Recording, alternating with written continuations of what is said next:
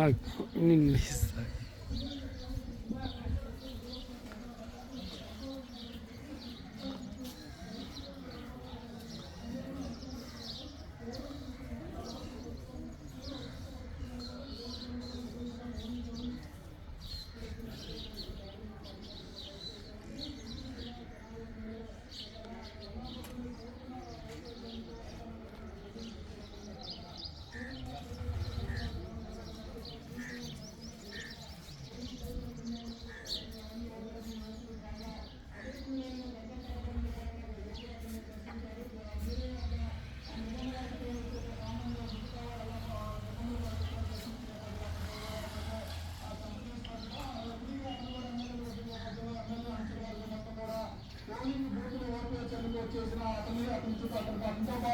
క్యూలైన్లో ఉన్న జనంపై కూడా విచక్షణ రహితంగా దాడి చేసి వారిపై కూడా వారిని అక్కడి నుంచి తరిమి వేసిన పరిస్థితి ఉంది. పోలీసులు ఎంత జరుగుతున్నా కూడా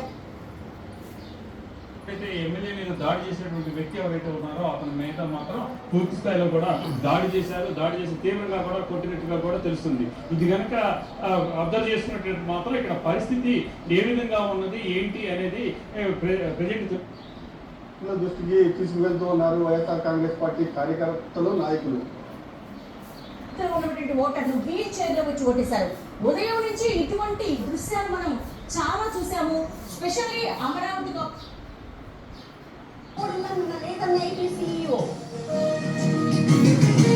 పోలింగ్ కేంద్రాల దగ్గర 144 సెక్షన్ అల్లర్లకు పాల్పడితే కఠిన చర్యలు. చివరి 3 గంటలు అలర్ట్ గా ఉంటామన్న టీఎస్ డీజీ